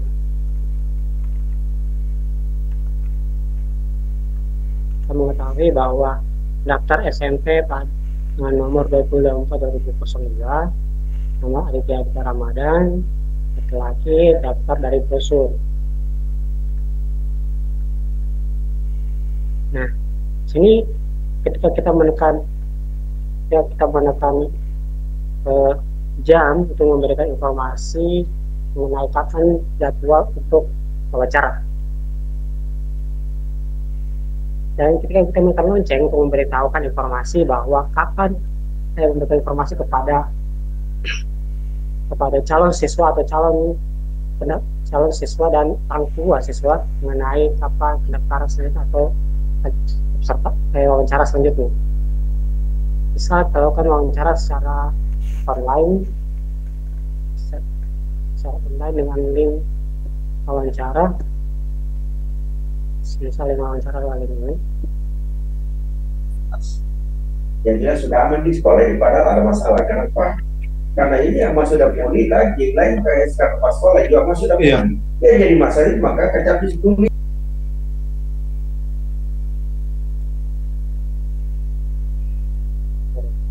Ini telah selesai untuk memberikan link wawancara. Nah, lanjut kita perlu mengetahui lagi apa yang diberikan, apa yang telah dikirimkan oleh pihak sekolah.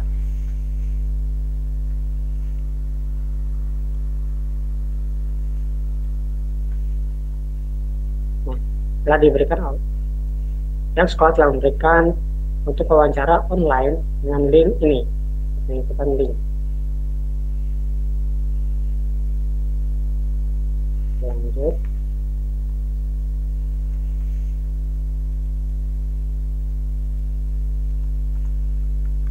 Misal kita telah tahu dia telah mengikuti wawancara. Dia telah mengikuti wawancara dan telah di ACC, maka kita perlu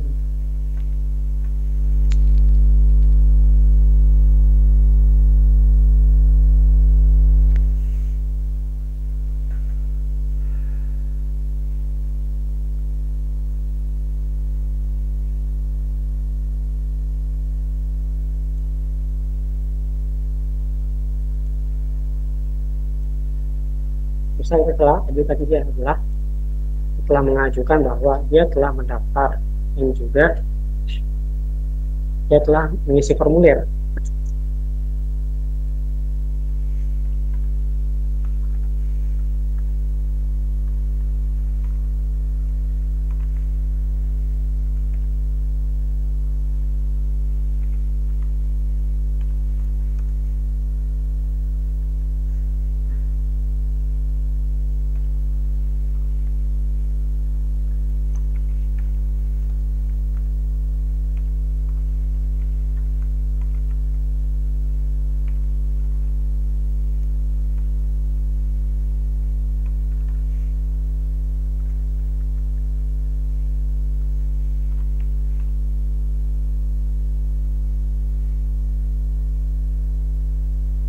Kita perlu mengaksesnya terlebih dahulu. Setelah mengikuti atau melakukan ya observasi seperti itu.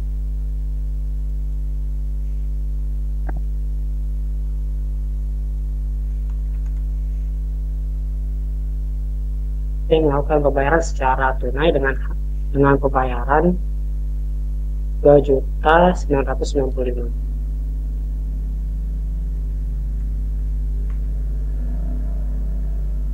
Misalkan dia memiliki potongan jelas besar 3 juta dan pendaftaran uangnya adalah semisal di sini 1 juta 500 misalnya.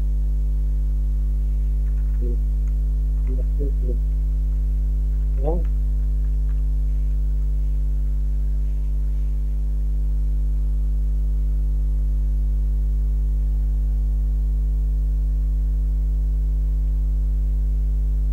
Kembali kepada akun orang tua siswa untuk mengetahui bahwa apa yang telah dia lakukan, apa telah yang dia bayar.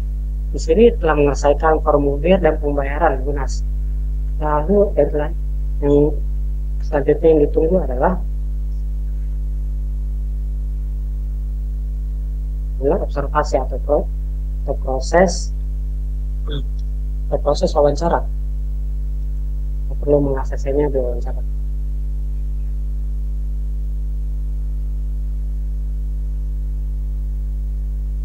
Proses wawancara tersebut dilakukan oleh administrasi kesekretariat dari sekolah. Semisal dia SMP, maka dilakukan oleh sekretariat SMP.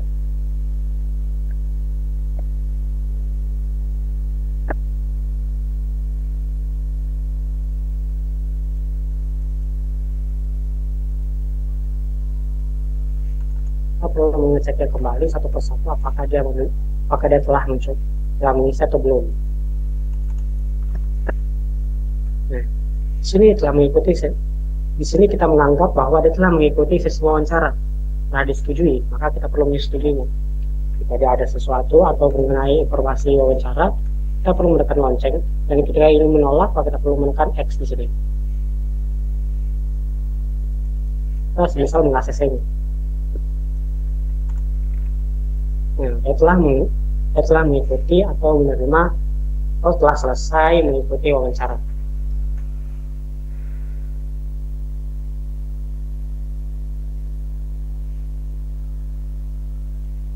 Kembali ke pihak sekolah.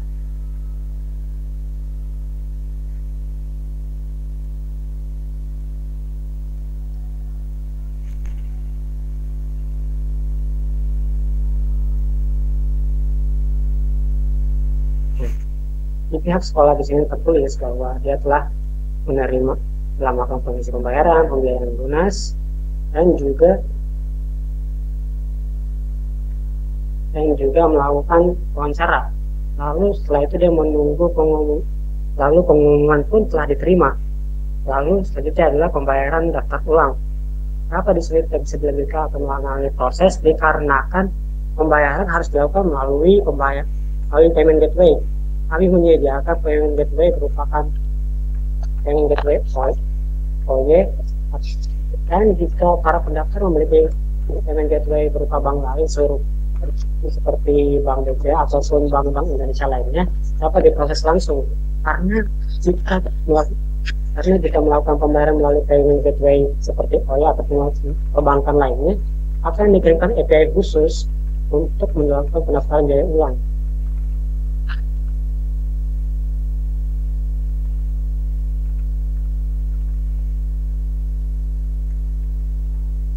Setelah tadi sistem kependidikan mengenai penerimaan siswa baru. Lalu selanjutnya adalah modul pengelolaan rapor dan ijazah.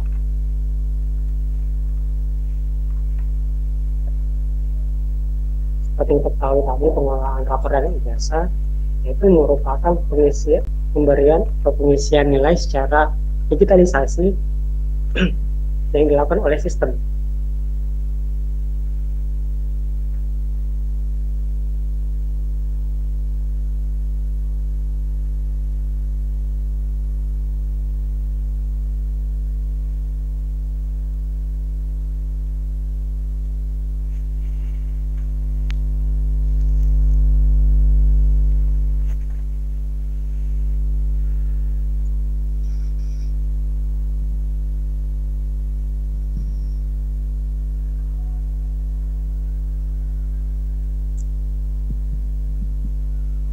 Kita masuk kepada tujuan pemberian maaf, yaitu pengelolaan rapor, pemberian rapor. Kita akan mulai dengan singkat karena berhubung jam juga tidak begitu bagus.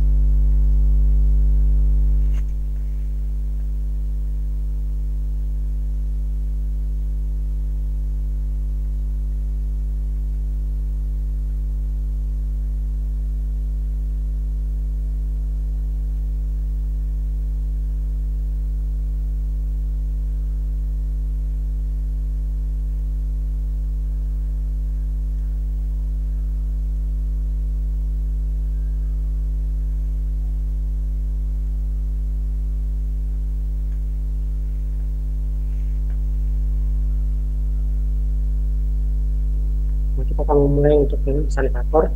Rapor pertama kali kita harus masuk kepada sebentar.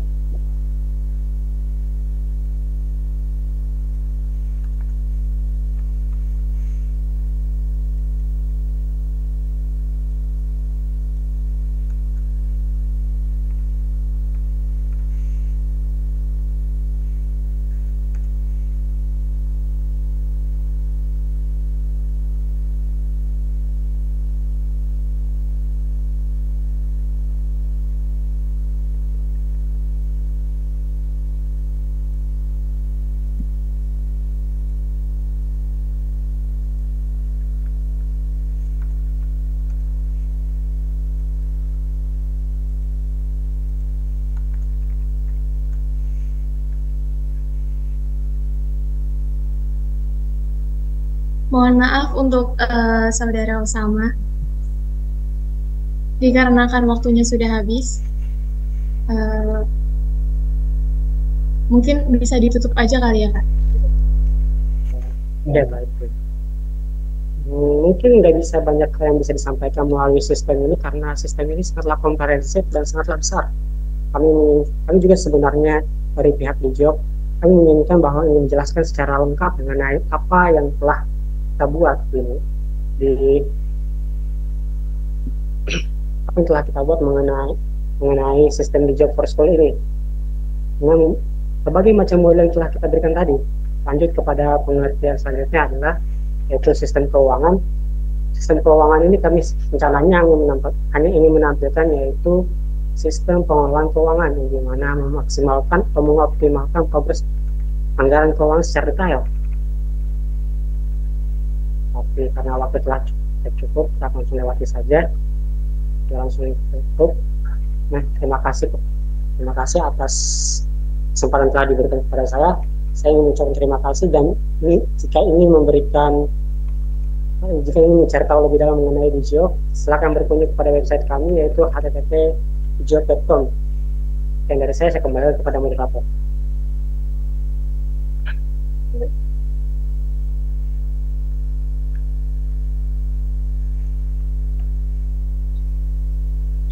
Baik, terima kasih kepada Bapak Muhammad Ihsan Fauzi, Eskom Mkom, dan Saudara Laude Muhammad Osama Abdillah yang telah memberikan wawasan bagi kita semua. Sangat informatif. Sekarang, mari kita bergerak ke sesi diskusi. Saya akan membuka sesi tanya-jawab untuk para peserta. Silakan ditinggalkan pertanyaan Bapak, Ibu, serta teman-teman sekalian di dalam kolom chat ya. Dan kemudian kami akan berusaha untuk menjawab pertanyaan Bapak, Ibu.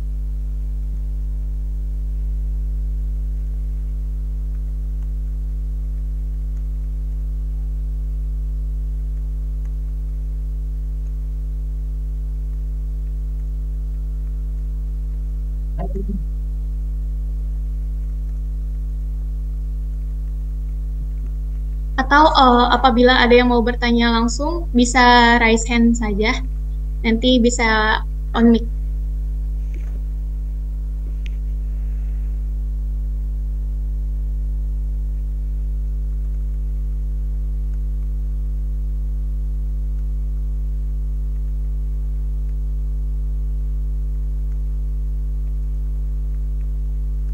Itu ada pertanyaan tuh dari Prof. Ono.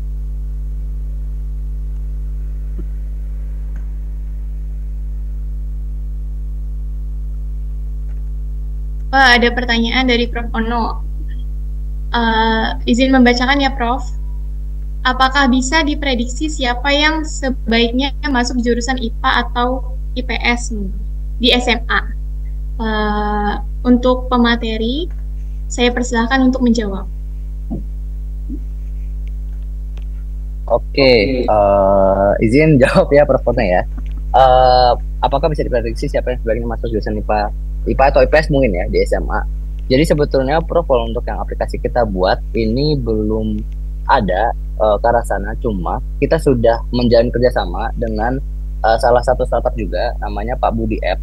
Nah, di situ mereka sudah ada di dalam aplikasinya sudah terintegrasi juga dengan beberapa psikolog di Indonesia yang kemudian bisa membantu untuk menentukan apakah dia bagusnya masuk ke jurusan IPA atau IPS, karena berdasarkan dari informasi yang saya dapatkan ya, mungkin bapak-bapak sekalian yang kemudian memang sudah terjun langsung di dunia sekolah, itu untuk jurusan SMA jurusan di SMA IPA atau IPS itu sudah sebelum masuk ya, sudah mulai dari kelas 10 itu sudah ada IPA maupun IPS, tapi misalnya kalau nggak salah MIPA ya, dan tetap saya lupa. Nah, itu kemudian kalau di Dijo ini memang belum terintegrasi, cuma kedepannya akan kita integrasikan langsung karena kita baru saja kemarin bekerja sama dengan Pak Budi App ya, itu bahkan tidak hanya mengetahui bagusnya masuk ke jurusan IPA atau IPS, tetapi bisa langsung mengetahui personality. Jadi di dalamnya tuh ada yang namanya MBTI test ya, untuk mengetahui ya kayak mungkin INTJ, INFP, INTP dan yang lain. Seperti itu Prof. Ono. Oke, terima kasih. Ini pertanyaannya luar biasa loh ya. Enggak, maksudnya kalau dari nilai-nilai, bukan ya, psikologi bisa bantu sih. Kan itu kan ada nilai itu kesimpan dari situ, nggak bisa deteksi nggak gitu maksudnya. Karena kan kalau sekarang dari udah kelas 10 Prof. Oh, ya sebetulnya bisa aja sih kemudian kita intervensi ya nanti mungkin ke 11, cuma kalau setahu saya udah bukan di kelas 11 lagi Prof, di kelas 10 tuh udah langsung penentuan. Okay. Betul itu, nah makanya kemudian kita intervensinya untuk yang mau ke SMA Prof gitu, udah langsung kita intervensi di situ untuk mengetahui nih langsung dari psikolognya dan sebagainya gitu Prof. Pertanyaan kedua. Ini kayaknya Ono lagi ini nih. Proses mining ini ya. Ini masalah proses mining nih, kira-kira bisa nggak deteksi di sistem proses mana yang paling brengsek gitu. Oke, izin langsung menjawab boleh ya Mbak Moderator ya. Kirain sama yang mau jawab ini teh, ini gurunya yang jawab. Jadi gini Prof ya, jadi berhubung memang baru kemarin ya Prof ya, kita terkait proses mining ya, kita baru mau mengembangkan sebetulnya ingin untuk melihat dulu ya, untuk melihat kemana proses mana yang kemudian menjadi hambatan dan yang lainnya seperti itu Prof. Cuma untuk saat ini memang belum ada ya. Itu mungkin nanti bisa menjadi sebuah paper baru ya Prof ya. Iya. Ya paling enggak udah dicatat semua ya, ID, Betul. proses, terus Betul. prosesnya apa, tanggal, waktu segala macam supaya Betul, semuanya ada timestamp Ada dan ya? sebagainya itu sudah Ada ya? ada semua Prof. ya biar bisa. Bahkan siapa yang memvalidasi udah ada Prof. Oh, biar Gitu. Jadi udah kelihatan nih siapa nih yang bikin gara-gara. aktor. Ya. ya, ya biar itulah, biar bisa bikin paper jurnal baru lagi. Nah, betul. Ya udah Seperti itu aja dari Prof. saya dah. Nih, yang lain ada pertanyaan lagi nggak? Tuh yang lain ada pertanyaan nggak? Belum ada, kayaknya pada pingsan semua. Tapi jujur ini ribet saya ngelihatnya ya, aduh banyak banget yang harus di entry ya. Karena memang kebutuhannya lumayan banyak sih Prof ya. Jadi ini kita langsung angkat dari kebutuhan sekolah Prof. Iya sih. Ini Ya, itu. nggak bisa lebih sederhana. Ini kan orang kan mikirnya gitu. Kalau sederhana lebih. Ya. Sebetulnya mungkin bisa saja nanti tadi kan data siswa ya sebetulnya kan, data siswa yang kemudian itu udah disesuaikan Prof sama kebutuhan dari Dikbud sih Prof sebetulnya. Oh ya udah. Gitu. Kalau masalah rekrutmen itu nanti kita bisa pilah-pilah lagi mana yang kemudian untuk HR ya Prof ya. SDM itu kita pastinya sangat-sangat fleksibel gitu kan. Kalau misalnya nggak usah sempit itu atau gimana tuh juga nggak masalah. Seperti itu Prof. Jadi ibaratnya kita masih bisa tailor by business process juga sih Prof. Seperti itu. Oke deh. Terima kasih banyak.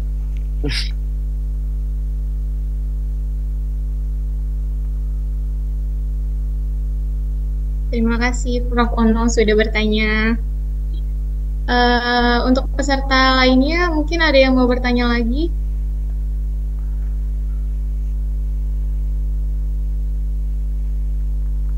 Ada pertanyaan dari Pak Nur Hakim. Untuk bisa membuat aplikasi seperti itu, apa ada pelatihannya? Monggo dijawab untuk Kak Osama mungkin ya.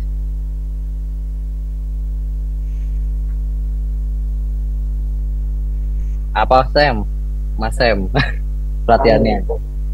Mas, kembali lagi untuk pertanyaannya, untuk bisa buat aplikasi seperti itu apa ada pelatihannya? Nah, kami dari Digiok sendiri akan membuat pelatihan seperti itu atau membuat kepada siapapun nanti ke depannya lah. Digiok akan memberikan pelatihan kepada siapapun yang ingin mengikuti, baik untuk membuat sistem, ready app atau mobile app ataupun ataupun bidang IT lainnya. Dan kami akan terus mengupdate-nya melalui website kami jika ada sesuatu. Dan untuk membuat pelatihan tersebut, stay tune di website kami yaitu digiok.com. Oke. Mungkin dari Faisal ada yang mau tambahkan? Oke, mungkin nih Mas kalian ini ya, apa namanya, ada promo kalian ya Prof ya. Jadi sebenarnya kita ada apa namanya, line up baru yaitu untuk pelatihan ya. Kita ada beberapa skema ya, tentunya ada yang gratis ya begitu kan, dengan langsung studi kasus tadi yang sudah disampaikan oleh Mas Osama ya. Misalnya memang kemudian tertarik ya Pak Nur Hakim ya, betul ya, itu untuk kemudian bikin aplikasi atau sistem sampai seperti ini, nanti bisa melihat langsung dari sosial media kita gitu kan. Insya Allah kita per tahun depan ya itu sudah mulai aktif ya untuk pelatihan-pelatihannya. Salah satunya nanti nih Prof Ono ya yang akan mengisi ya Prof ya, untuk komunikasi ya Prof ya. Oh ya. Betul ya Prof ya. Oh yang itu. Oke. Iya. Dasar. Itu. Jadi salah satunya ya nanti itu ada dari Prof Ono untuk apa namanya, ke arah pembuatan jaringan ya Prof ya. Itu salah satunya nanti akan kita akomodasi. Kemudian tentunya untuk app development ya, baik itu dari web based application maupun mobile based application, insya Allah nanti kita akan ada pelatihannya khusus seperti itu. Ini usul aja nih kali, lihat pertanyaan seperti itu kayaknya menarik juga, kita bikin kayak webinar sederhana, gimana cara bikin aplikasi sederhana gitu aja. Ya Prof, langsung kita agendakan. Iya. Pokoknya yang ada lucu dah. Iya, siap Prof. Insya Allah nanti langsung.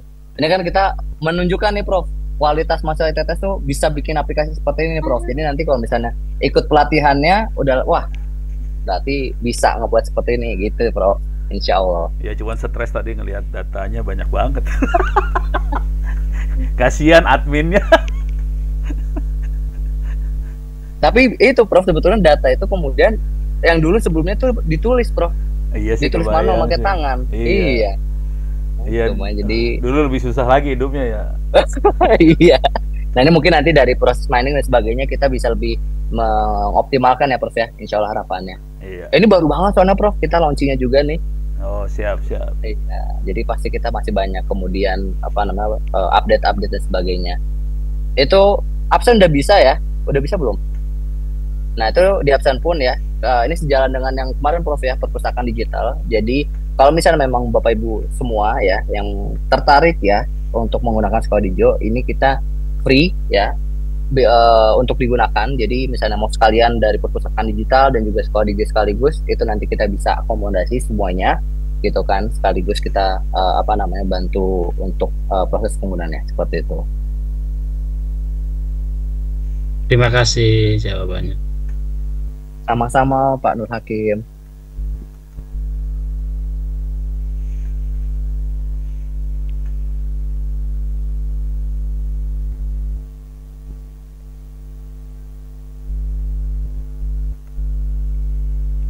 Terima kasih yang sudah bertanya.